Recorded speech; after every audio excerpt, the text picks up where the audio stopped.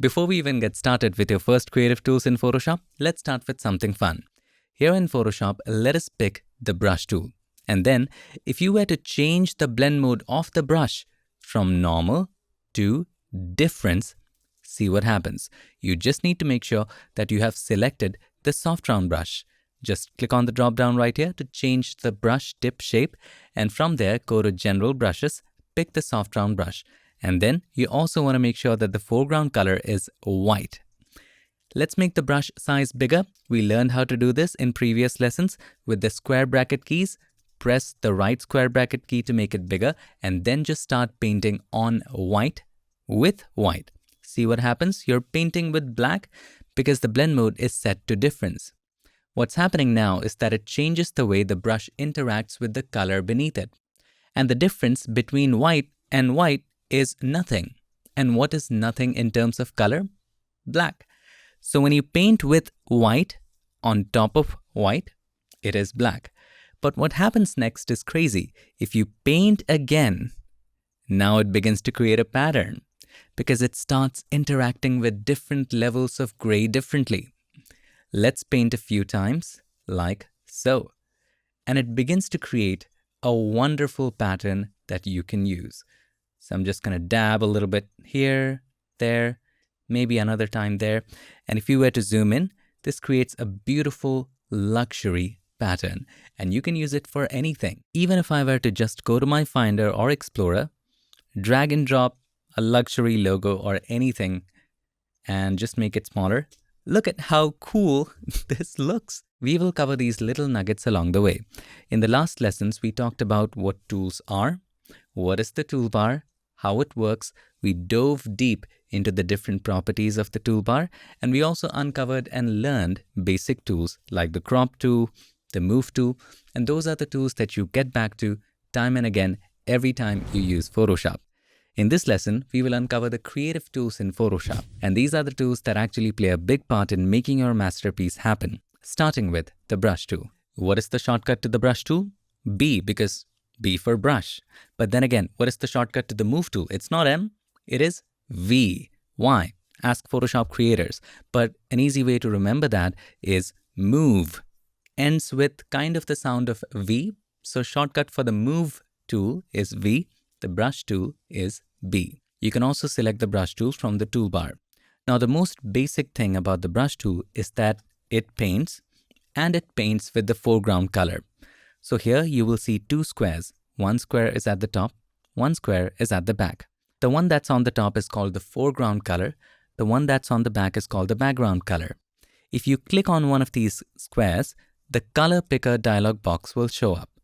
Whatever color you pick in the foreground color, the brush will paint with that. For example, if I were to pick the hue of orange and pick any of this shade right here, and we hit OK, that color is now the foreground color. And if you paint, your brush should paint with that foreground color, but it's not doing that. You know why? Because the blend mode is different. Many a times we change the blend mode of the brush and we forget that we had changed it. And if we change the blend mode to something else, the colors start interacting and it creates something else. So that was a mistake, and a good way to learn that whenever you work with different blend modes, change that back to normal. You want to make sure that your blend mode is set to normal. And in that normal blend mode, when you paint, your brush paints with the foreground color or whatever color that you have set in the foreground. Now here's what's interesting. You can always swap the foreground and the background color. There are two ways to do that. You can either click on this twisted arrow right there that swaps it, or you can press X to toggle between the foreground and the background color. Now that I've toggled it, the foreground color is black, and when we paint, it paints in black. If we press X again, it's again orange, and now it paints in orange again. Now, whenever you're painting with the brush or doing anything in Photoshop, it's always best to do it non-destructively, in a way that it can be targeted differently or adjusted later. Be as non-destructive as possible. Painting on this same layer and painting everything on that same layer is very destructive behavior. So instead, always create a new layer by clicking on this button and then do whatever you want right there. That way you will have the flexibility to just turn this layer off and on. You can paint something else on a different layer. So both of them stay very separate, and thus you can treat them differently. You can move them differently. So much more flexibility. What's also interesting about the brush is, as you're painting, let's say you have chosen a hard round brush.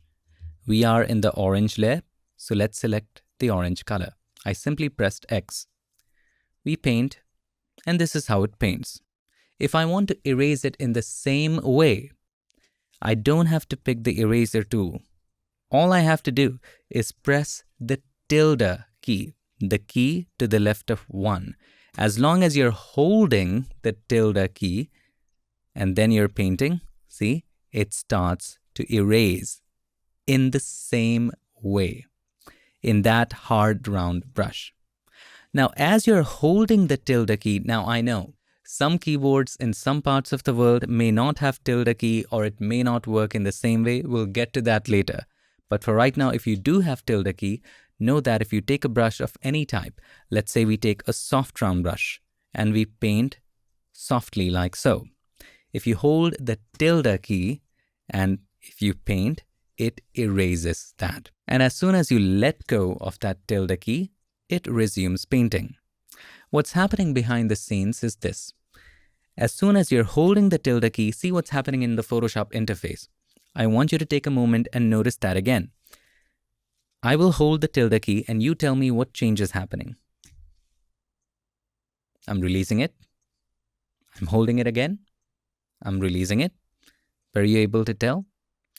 Notice that as we are holding the tilde key, the blend mode of the brush in the options bar at the top, where the options for the active tool shows up, the blend mode changes here to clear as soon as we are holding the tilde key. So if you didn't want to use the shortcut and you wanted to do it the long way, simply change the blend mode to clear. There it is at the top. And then if you paint it with the brush, it will erase it.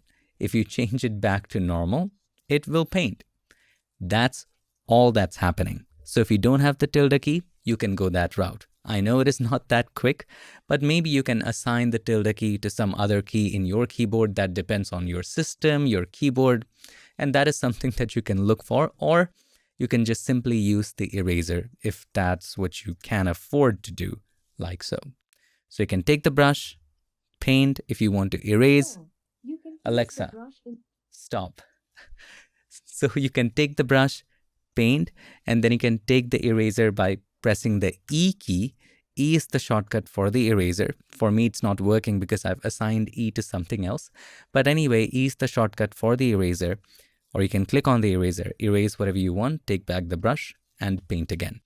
So that's the longer alternative if you don't have the tilde key, or you can also change the blend mode to clear and do it that way too. Now you can obviously change the brush tip shape by simply clicking there. It already shows you a preview of the current brush tip. Just click there and you can pick any category like general brushes, dry media, wet media, special effects even. And let's pick one of these fine Kyle's splatter brushes. And then if you paint, this is a very interesting brush. Now there are many brushes which are tablet sensitive, which means that if I tilt, as you can see, as I'm tilting my pen, the brush is tilting as well. Now that is for something advanced. You don't have to worry about that right now. Many of these brushes are also pressure sensitive, which means that if I press softly, see how small it is, but if I press harder, it becomes larger. Lots of fun stuff, but that is for future advanced lessons. Also, it's super fun to explore them as well. Let's go back. Never be afraid to experiment. Now, what if you don't see these default brushes that come with Photoshop? Now, of course, you can install your brushes, but what if you don't see the default brushes or you accidentally deleted them? Maybe you love experimenting so darn much. Let's say I delete my general brushes and even the dry media, wet media, all these brushes. Let's delete all of them. Right-click on it. Don't follow along if you already have them. Let's delete all the groups and every brush. Now I don't have anything. I don't have the general brushes. I don't have the soft round brush. How do we get that back? Simple. Open up this setting right there. Open up the brush tip shape dialog box. Inside of that, just click on the gear icon there and choose Append Default Brushes. Click on that, hit OK. And then when you go back, you will find all of those are back. General, Trimedia, Wet Media, Special Effects, brushes that come with Photoshop. Of course, you can set the order of those brushes. I accidentally put it in this group. I didn't mean to do that. Let me put it right in between there. And you can adjust the order in whatever way you like. You can also download brushes from the internet. You can purchase brushes, create your own brushes, but that is for the future. For right now, let us learn about the brush opacity and flow. And there's a difference between both, although they may seem very, very similar. Once you have selected the brush, at the top you will see opacity setting and flow setting. Flow controls the intensity of the brush. Think of it like a sketch pen. When flow is at 100, it's a brand new sketch pen. It paints in full colors. When the flow is at 50, it's slightly dried up sketch pen. So it paints a little bit, but if you paint a little more over it, it gets deeper and deeper in that particular color. Let's pick a different color so it's easier to see. Hit OK. When the flow is 10%, it's a really dried up sketch pen. If you paint once, not much color comes out. But if you continue painting over that without lifting, just as that sketch pen, it gets deeper and deeper. You see? When the flow is at 1%, your sketch pen is gone. But you can paint a lot of times to get more color out of that.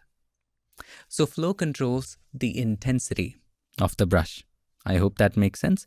You don't have to lift the brush to increase that intensity. As you continue brushing over that area, the intensity increases more and more, just like a sketch pen. Now opacity is a bit different though.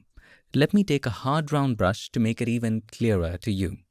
This time, let's click on the drop down. Inside of the general brushes, we are going to choose the hard round brush. We will increase the flow to 100, and we learned to change the value. Simply hover over where it says the value name, click and drag to the right to increase it, click and drag to the left to decrease it. Let's keep it at 100. You can also click on that drop down and increase or decrease from there as well. When opacity is at 100, it is full color, like so. But when opacity is at 50, it is less color, but what's happening is that decreased opacity is a more transparent piece of paper. It's not like a sketch pen where the color is coming out. You'll know what I mean. Now when I paint, the color is less. But no matter how many times I paint over that without lifting, it stays the same. So it's like a single sheet of paper. It's done. It's created. No matter how much I paint over it, it stays the same. But as soon as I lift my mouse or the brush or graphic tablet, whatever you're using, and then start painting again, see, it's like another sheet of paper with that level of transparency. See what's happening? I lift again and then I paint. It's like another sheet of paper with that level of transparency. Lift, paint again, another sheet of paper with that level of transparency. Now, obviously, you can change the opacity to possibly 10. No matter how much I paint without lifting, it stays the same. I lift, paint again, it's a different sheet of paper. So every time you put down the brush, it's a sheet of paper with that level of opacity. In other words, with that level of transparency. But with flow, it's like a real brush with less and less color, like a dried out sketch pen that we learned before. So just to recap, if we were to take a brush with low opacity and then paint, it's like a sheet of paper. No matter how much you paint, it doesn't increase the intensity. If you let go, you paint again, it's like another sheet of paper on top of that. But if you were to do the same with flow, let's decrease the flow to 2%. This is how it does.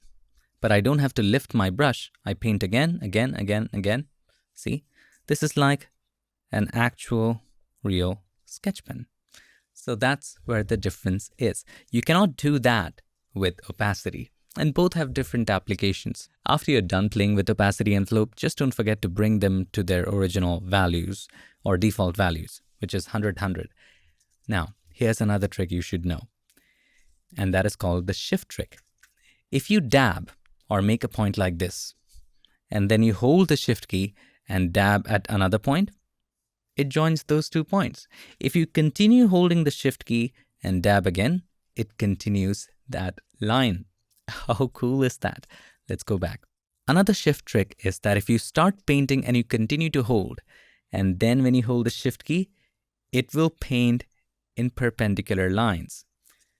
I'm starting to paint, and this time sideways, I'm holding the shift key. It will only do lines that way. Cool. Now this not only applies to the brush tool, but all of the brush-based tools, like the remove tool. Here's a photo of me with some nice paintings, and let's say these rods are kind of distracting, and you want to remove them. Always don't forget to create a new layer. Do it non-destructively. Now let us pick the remove tool right there.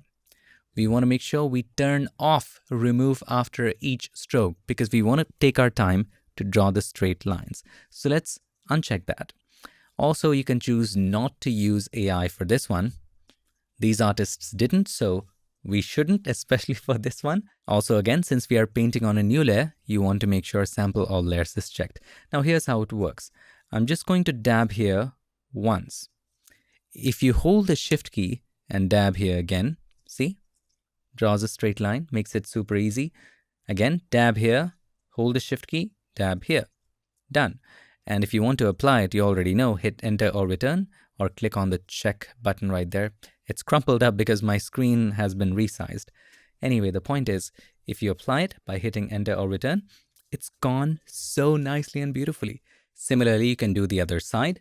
You can just dab here, hold the shift key, dab there, all of them selected.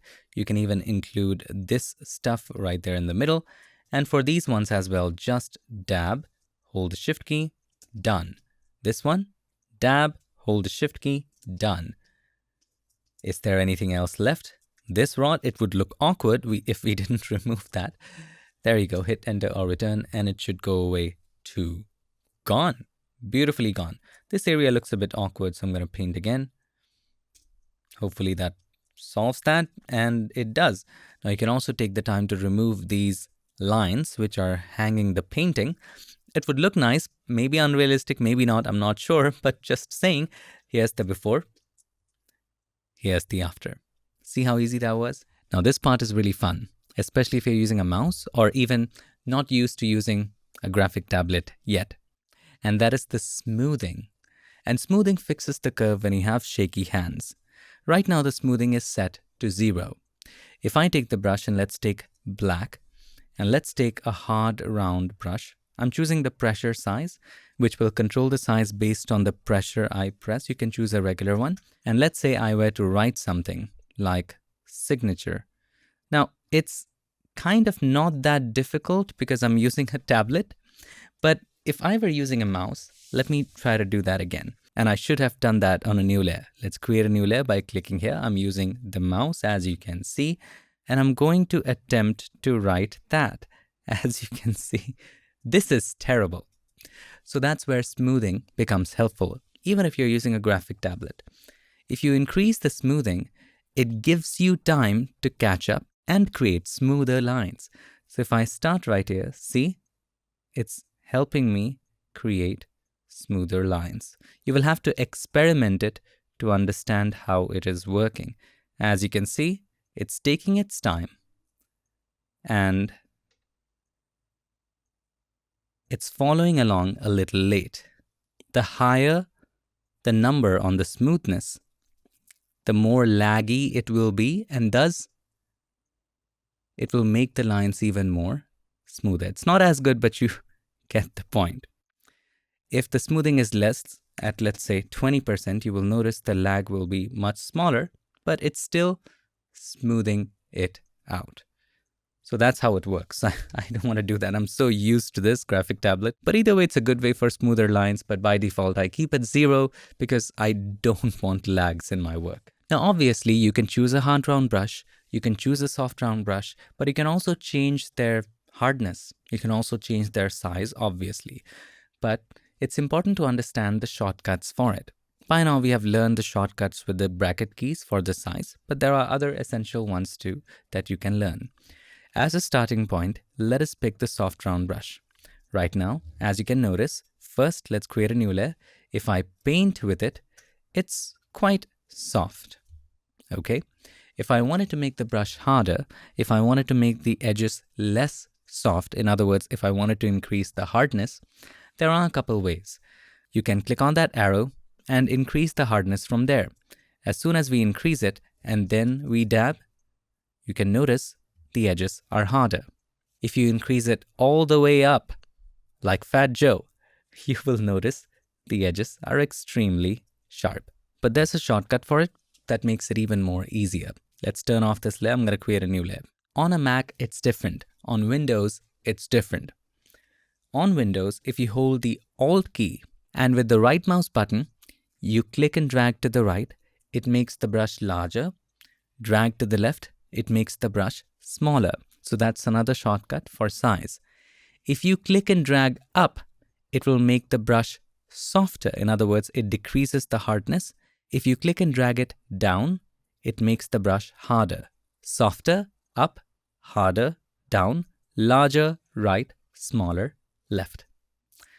On Mac, it's different where you hold the Control key and the Option key and then click and drag right, left to change the size, up, down to change the hardness of the brush. And in all cases, you get a preview. For my tablet, I've configured it in such a way where I just have to press this button and just hover and drag however I want to control everything. But that is for another video. I may have covered it in a previous video about setting up the tablet, but don't watch it now if you're a beginner, it might confuse you. I wanted to quickly point out that while changing the hardness is good for the most part, but in many cases, I do not recommend doing that. And there's a serious flaw to it. And this is for super advanced users. If you're interested, if this intrigues you, you can watch this video about it. Now you can switch between two different tools by using sticky shortcuts. How does that work? Let's take a look at this example. Let's say you were to paint in this particular direction, but it was getting very difficult for your hand to draw in that direction. Usually when you're doing that on a piece of paper, what do? You rotate that piece of paper and then start drawing or painting. Similarly, you can do that in Photoshop with the Rotate View tool. But you don't want to go ahead and select the Rotate View tool, rotate it, and then get back to the brush. Instead, we know that the shortcut for the Rotate View tool is R, and the shortcut for the brush tool is B. We just learned that. So select the brush tool, keep it selected, and then if you hold the R key, momentarily it will select the Rotate View tool. Now you can rotate it however you want, however it's convenient for you, like so. And then as you let go of the R key, it gets you back to the brush. How cool is that? And then you can paint in that direction. You can again hold the R key. It momentarily takes you to the Rotate View, and then you can rotate again however you want. You let go of the R key, it gets you back to the brush. That's how sticky shortcuts work. By the way, you can always press Escape key to reset the orientation. It also works with any other tool, like for example, you're painting with the brush right now, and you want to select the Lasso tool. The shortcut for the Lasso tool is what? L, right?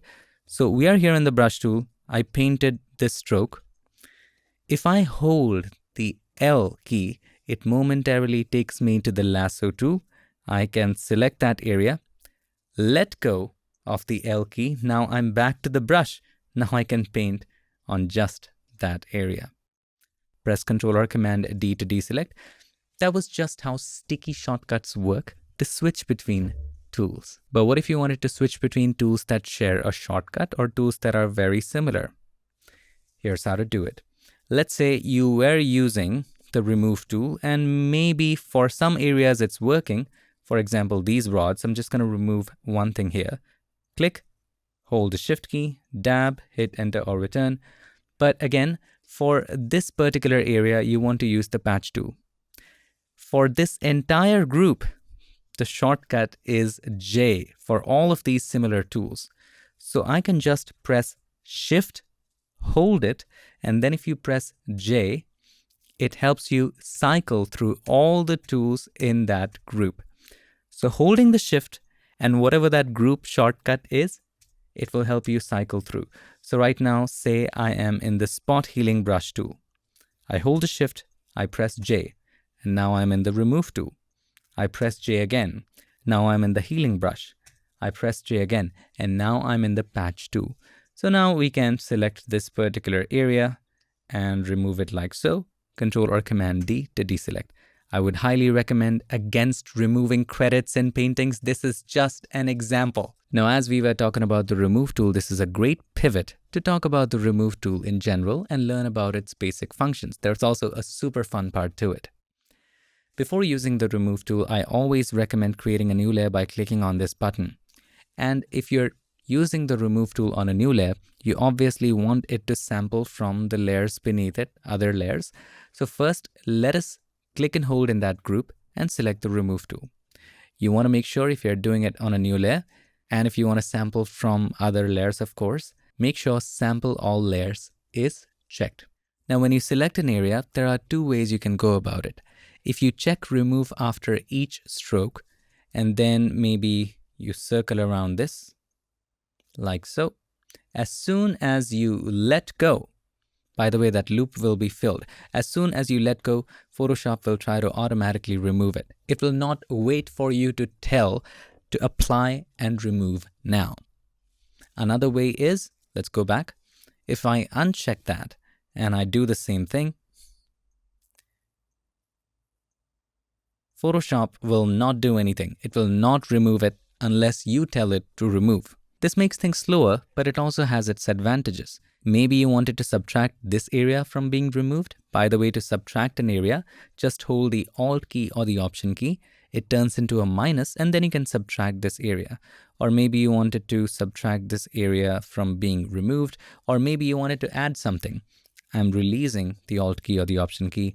Maybe I wanted to add this. Maybe I wanted to add this pen and remove all of them together.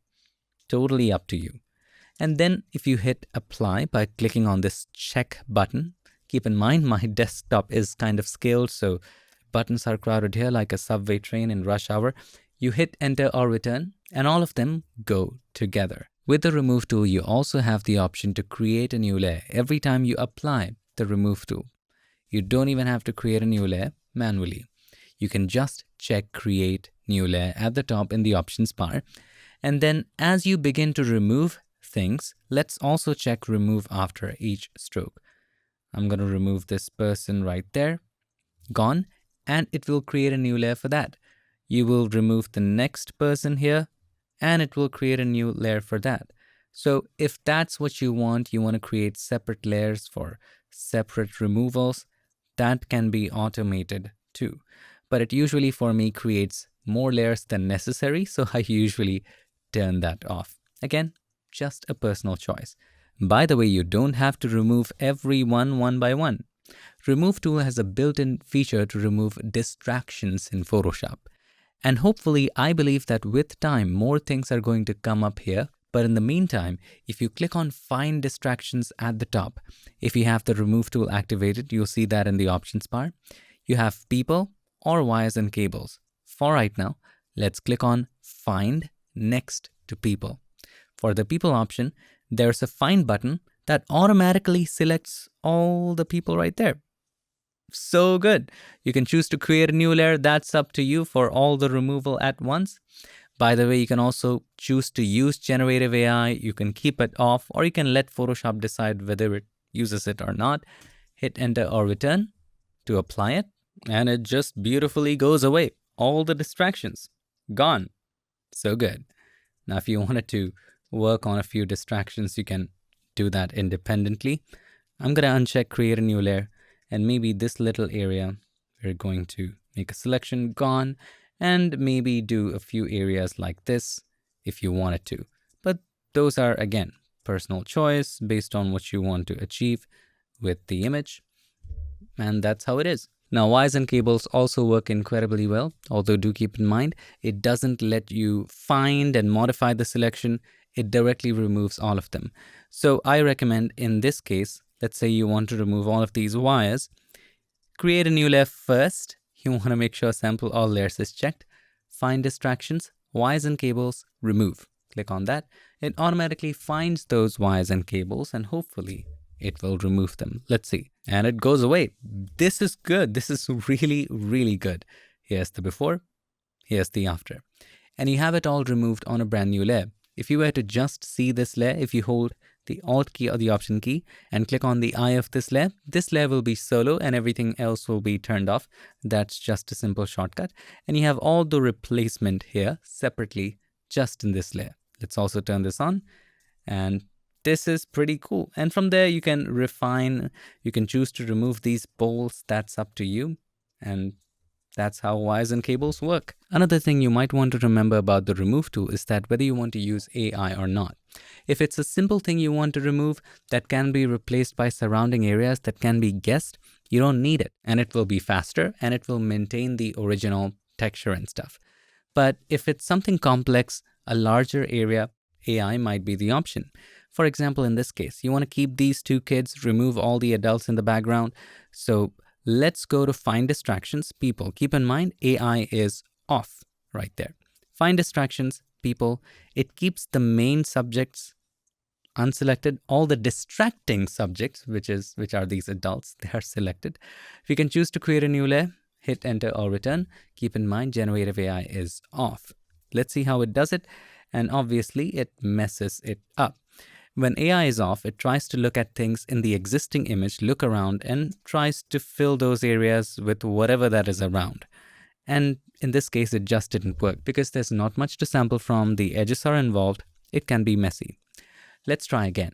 This time, generative AI, keep it purposefully on, not even auto. Auto lets Photoshop decide. Click on Find Distractions, People, Find. All done. It automatically also selects the shadow. You can take your time to select more of the shadow, like so. I may need to fill it, similarly here. But either way, let's hit enter or return. Now keep in mind, as of recording this video, when you're using generative AI with the remove tool, it does not cost you credits. I don't know what's going to happen a year from now, 2 years from now. We cannot predict that, but at least at the moment, it does not cost credits. And oh my gosh, so much better than before. I'm not saying this is perfect. There are lots of weird stuff and those can be easily fixed, but this is so much better than what we had going on before. Now, there are many tools to heal, replace, and remove. We are just talking about the important ones. Another important one is the patch tool. But before using the patch tool, do remember that unlike the remove tool, unlike the spot healing brush tool or the regular healing brush tool, which we have not covered yet, but unlike most of those tools, the patch tool does not work on an empty layer. So if we were to create an empty layer by clicking on this button, and then we used the patch tool to possibly make a selection of this tattoo and remove it, it won't let you do it because it does not work on an empty layer. It needs some material to work on from the current layer. Hit OK, press Ctrl or Command D to deselect. Let's delete this layer.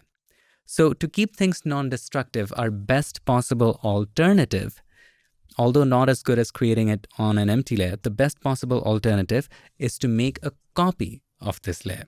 So with this layer selected, press Ctrl or Command J to make a duplicate and work on that duplicate. Now with the patch tool selected, you have two basic options, source and destination. If you have chosen source, which is the default, and you make a selection of this tattoo, for example, and you move it here, for example, you want to replace this area, this tattoo with this particular texture, and you let go, matches perfectly, looks amazing, Ctrl or Command D, and that area is replaced with that. Let's go back. I might want to try a different area, like possibly This one, maybe that's better. Control or Command D to deselect. Now there's another setting here called destination. Now destination is quite opposite. It takes the selected area into a destination of your choice. So let's say we want this tattoo also here. So I'm going to make a selection of this tattoo. And if I pick a destination, it will allow you to take it to a destination. There you go, like so. You're going to place it there. Control or Command D, and it fits there perfectly. So that is destination. Source and destination. For the most part, I use source, and you can copy these exact settings right there for the most natural result. Normal, for the most part, works. There are some scenarios where you may want to use content aware, but that is advanced stuff. For the most part, 95 to 99% of the times, normal just works. Now, the great thing about the patch tool is that you're manually deciding what texture to use, what exact texture to use in that particular area. The remove tool makes a guess, and sometimes it can mess things up. I'm going to share with you a comparison. If you were to select something like the remove tool, and let's try to remove this, and we are going to turn off generative AI or keep it at auto, completely up to you. And let's circle this. As you can see, it does remove it. It looks good from this distance, but as soon as you zoom in, the texture is quite odd. There are some strokes here and there, lines which look odd. But if you were to use the patch tool, you could be absolutely accurate. So this is the remove tool edit, right? Before, after. Let's turn that off. Let's go back to this. And if we were to use the patch tool, let's select that same area, like so. I know that this texture would fit there perfectly. You let go, Control or Command D. This is so much better than this one, where it looks odd. This is so much more natural. So that basically covers some important healing, removing, or replacement tools. We'll look at them in detail later. Now comes a part of Photoshop that actually made Photoshop, and that is selections. Now, what is a selection? A selection is simply an area that we are targeting. You can brighten that area, darken that area, cut that area out, paint that area in, do whatever you want. Now you can make a selection manually. You can also make a selection automatically. Let's start with manual methods of selections. And the Lasso tool is a great example of that. The shortcut for the Lasso tool is L. So if you are on any tool, if you press L, L for lasso, it gets you to that. There are different kinds of lassos like polygonal lasso, magnetic lasso. Let's not get into that for now. Let's simply select the Lasso tool. Now in this case, let's say you want to select all of the areas that are not the backdrop and maybe fill those areas so that the backdrop becomes extended. So why not just select the backdrop area and maybe we invert that later. So I'm going to make a selection like this, all around. And as soon as you let go, as you come near it, you will have marching ants, which means everything inside the marching ants is now selected. But we don't want to modify the inside of it. We just want to fill the outside. So we need to select the outside. We don't need to do it all over again. Just invert the selection. How do we invert the selection? Well, in the menu bar, there is select option. Inside of that, just choose invert. Inverse. The selection is now inverted. You see the marching ants there? Now the selection is the outside areas. You can also use the shortcut to invert selections, which is Command-Shift-I on Mac, Control-Shift-I on Windows. This was the original selection, Command-Shift-I or Control-Shift-I. This is the opposite of that, inverted. Just to share with you what that selection was, if I were to take a brush and start painting, it will fill that particular area. Let's go back by pressing Ctrl or Command Z. Now I'm going to invert the selection by pressing Command-Shift-I, or going to select what? Inverse. Now if I paint it, now this area is targeted. Let's go back. Now we can use AI to kind of fill this, but let's say you don't want to use AI. You want to use the full resolution. You want to use all the details that are inside of this backdrop to fill that area. There's an option inside of Photoshop called Content Aware Fill. Simply go to Edit, and then content-aware fill. See the green area on the left-hand side? It takes a sample from all of those green areas to fill the rest of the areas. Now there are settings that you can change. Let's not go more advanced into that. You can output all of this new filling to a new layer. You can keep it on the current layer, but I recommend doing it on a new layer. Hit OK. And there you have the filled area on a new layer. How cool is that? So my point is, a selection is simply an area that we are targeting. And this was just a manual selection that we made. Control or Command D to deselect. Now, if there are certain lines which are distracting you, you can again select the Remove tool. I'm going to turn off Create New Layer and just fix these areas. Let's turn off Generative AI for this one. And let's loop around it like so. And this should work. Similarly, you can do a little bit here and there. And you can take your time with it. And that's how selections work. Now let's do something more fun with the Lasso tool. And this time, let's use AI. So with the Lasso tool selected, let's say you want to add hair to his head. Let's make a selection around it where the hair could be. So I'm going to select a little more, like so. Now with the Lasso tool, there are these buttons right there. Now these buttons allow you to add, subtract, and there's one more thing. We'll get to that. If you select this one, it changes into lasso with a plus sign, which means that if you make a selection here, it adds that. If you make another selection here, it adds that. If you make a selection here, it adds that to the selection. If you pick this one, this is the lasso with a minus sign. If you make a selection here, it subtracts that. So if you think you have selected a bit extra, you can use this to shave that off. Similarly, right here, shave that off. That's up to you. Now this one is interesting and I seldom use it. If you pick that and if you make a selection like this, it will keep just the intersection. You don't have to worry about that right now. And for all of this, there's a shortcut. Let's go back by pressing Ctrl or Command Z. I keep this one selected all the time. If you hold the Shift key, it automatically changes into Lasso Plus. So you can make a selection, it adds to that. If you hold the Alt key or the Option key, it automatically changes to a Lasso Minus. And you can use that to subtract stuff. If you press Shift and Option, Shift and Alt on Windows together, it changes to a lasso with the cross sign. This will keep the intersection. Let's go back by pressing Ctrl or Command Z. Now let's say I want to fill this area with hair. How do we do that? It's easier with the contextual taskbar. And in the first lesson we learned, to see the contextual taskbar, you can either right-click outside the canvas and click on Show Contextual Taskbar, or any bar, any panel in Photoshop can be found where? Inside of Window. Click there and you will find the contextual taskbar. It is right there. Let's bring it right here. Let's click on Generative Fill and I'm just going to type in hair. You can pick whatever model you want. For this one, I'm going to choose the new Firefly Fill and Expand. Maybe by the time you're watching this, there are many new models, but let's pick that. Now keep in mind, this will use credits depending upon the plan you're on. There are some plans where Generative Fill does not use credits. As of recording this video, I don't know what's going to happen in the future. Have a look at the hair. So darn cool. First, second, third, you can take your pick. Oh my gosh. Here's the before, here's the after.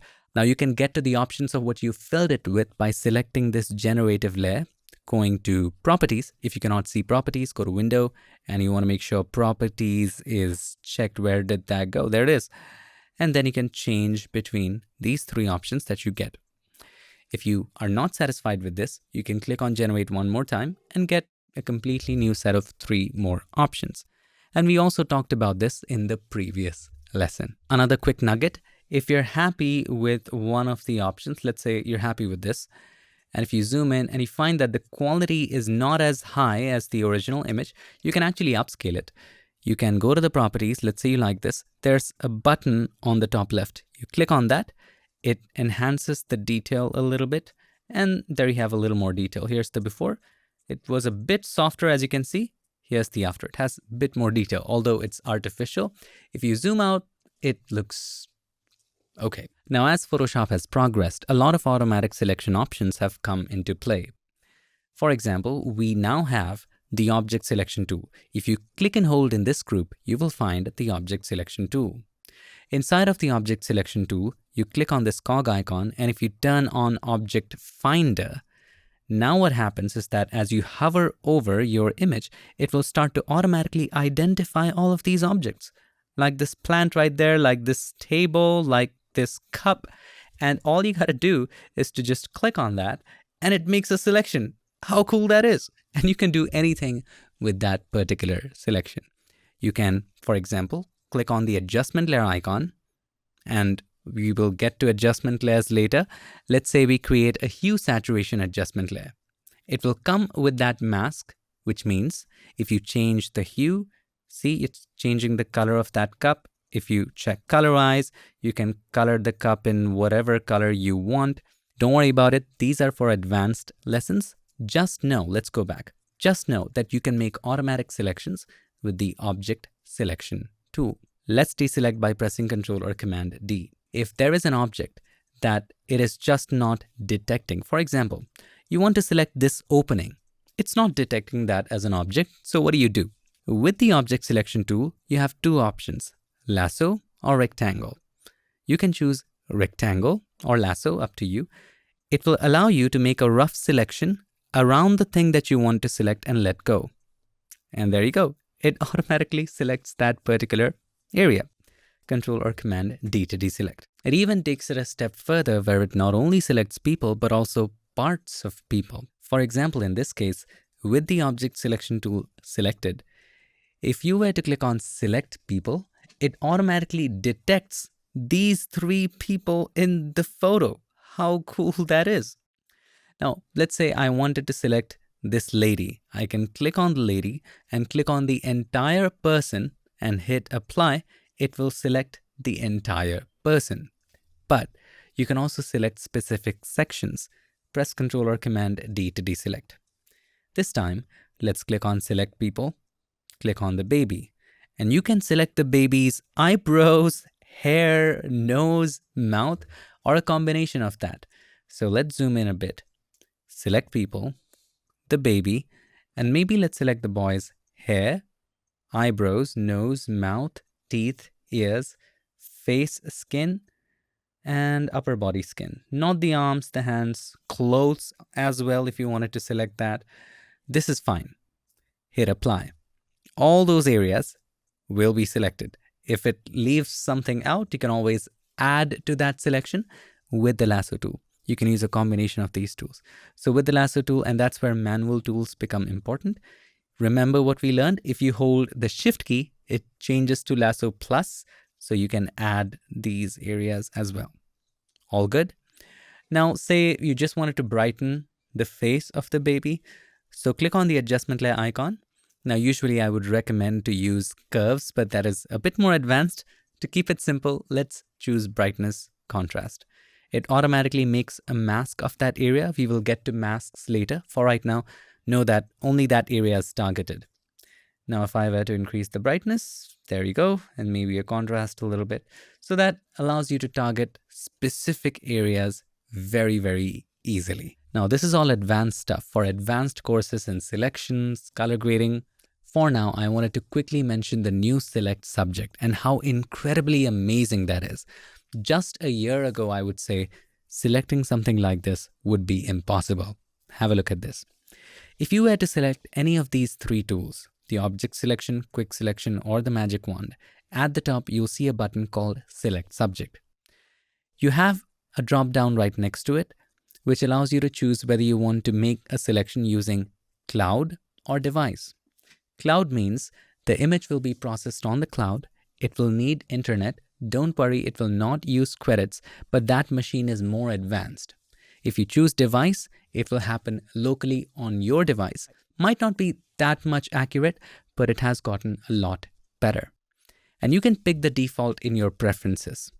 If you go to Photoshop, Settings on a Mac, or Edit, Preferences on Windows, you will find the preferences right there. And if you simply go to Image Processing, see the first setting, Select Subject and Remove Background. My default is Cloud. You can pick your default, you can choose Device, Cloud, that is up to you. Whatever your default is, if you click on that button, it will default to that unless you change it in the dropdown. Hit OK. As you can see, it's defaulted to the cloud. If I were to click on select subject, have a look.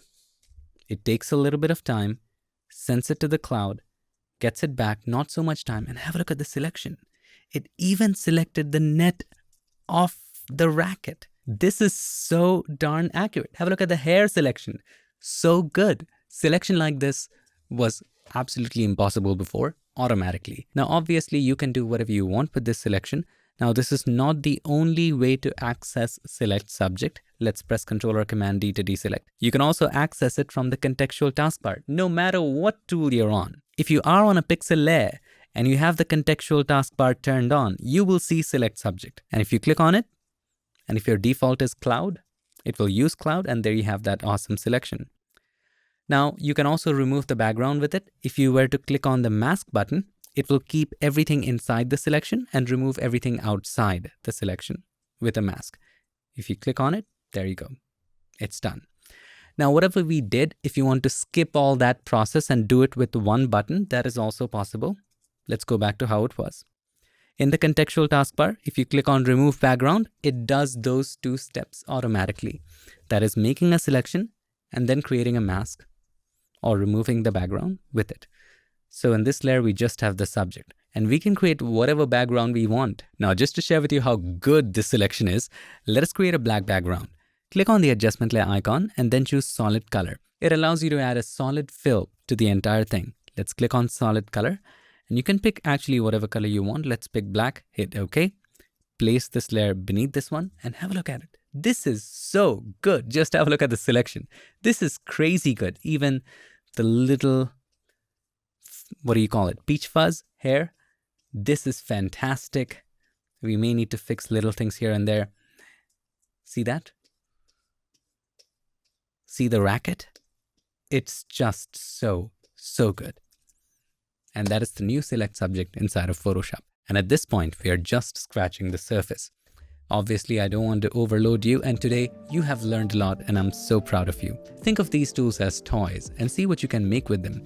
You can follow along with these practice files, which you can download using the link in the description, or I highly recommend that you practice with your own photos and see what you can make, see what you can edit, and see what experiments you can do with them. And most importantly, make sure to have fun in the process.